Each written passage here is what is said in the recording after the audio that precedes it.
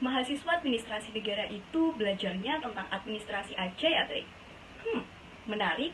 Mari kita bahas.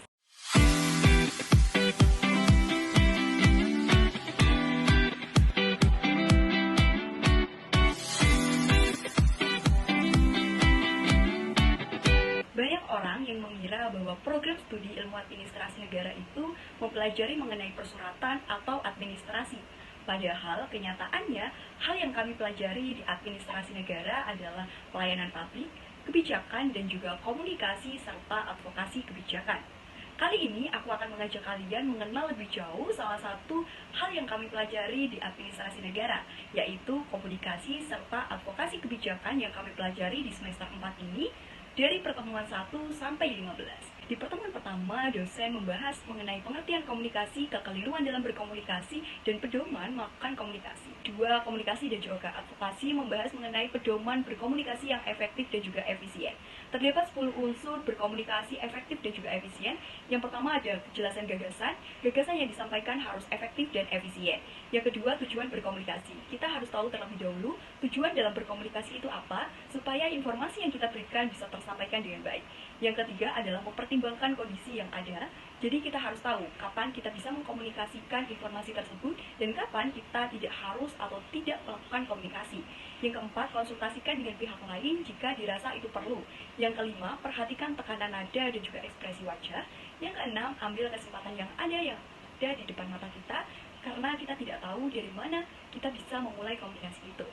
Yang ketujuh, ikuti arah komunikasi. Tidak mungkin ketika kita berkomunikasi tiba-tiba kita terdiam dan juga kita mengabaikan rekan berkomunikasi kita, sehingga kita bisa melakukan dengan mengikuti arah komunikasinya. Yang kedelapan adalah konsistensi. 9. Tindakan yang mendorong komunikasi. Kita harus melakukan beberapa tindakan yang bisa mendorong komunikasi. Misalnya kita bertanya, gimana sih kabar kamu hari ini?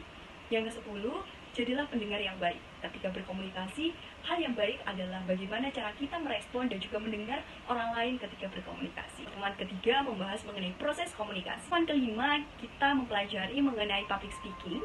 Kenapa kita harus mempelajari public speaking? Pengertian komunikasi, bentuk komunikasi, manfaat komunikasi, masalah dalam berkomunikasi, tips dan juga teknik berkomunikasi yang efektif dan juga efisien.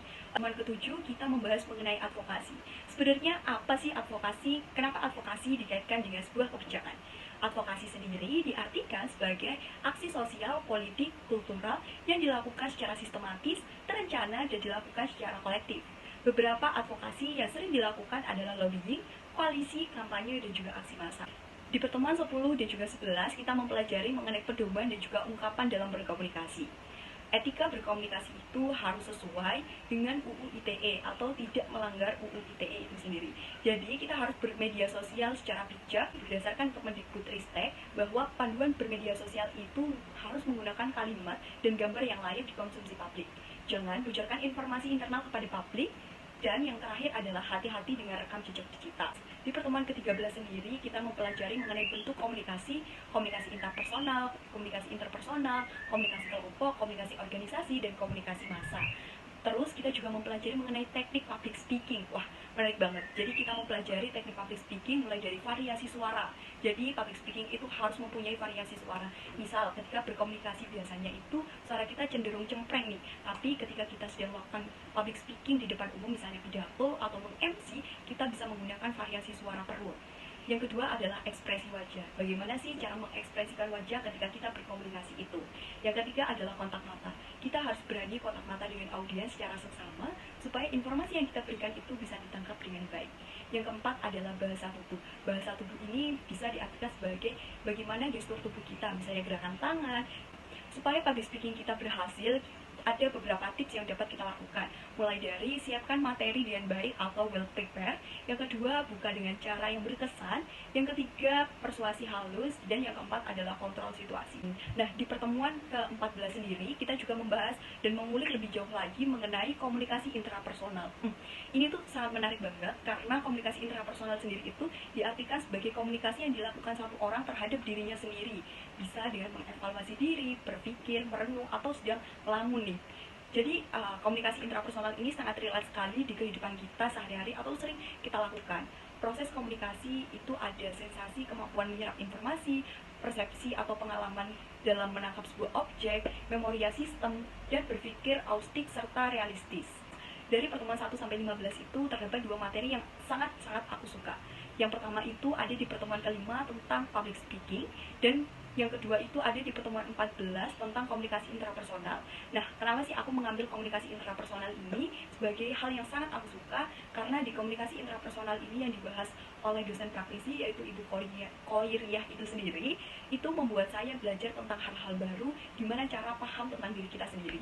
Jadi kita tidak boleh beranggapan bahwa kita itu bisa mengontrol orang lain, tapi hal yang bisa kita lakukan adalah mengontrol persepsi dan juga respon kita terhadap orang lain. Apa yang mereka sampaikan kepada kita itu kita bisa mengontrol diri kita sendiri atau mengontrol respon kita, tapi kita tidak bisa mengontrol respon orang lain terhadap hal-hal yang telah kita informasikan kepada mereka. Kesimpulannya, komunikasi sendiri itu adalah hal penyampaian informasi, sedangkan advokasi kebijakan itu serangkaian aksi sosial, politik, kultural yang dilakukan secara sistematis, terencana, dan dilakukan secara kolektif. Sehingga komunikasi dan advokasi kebijakan itu diartikan sebagai penyampaian informasi kebijakan melalui aksi yang sistematis, terencana, kolektif. Seperti dalam film Jakarta Kota Air yang mengadvokasi kebijakan pemerintah yang belum efektif dan juga efisien yang semakin memperburuk kondisi Jakarta dengan kanalisasi. Gimana nih teman-teman? Udah paham kan tentang komunikasi dan juga advokasi kebijakan?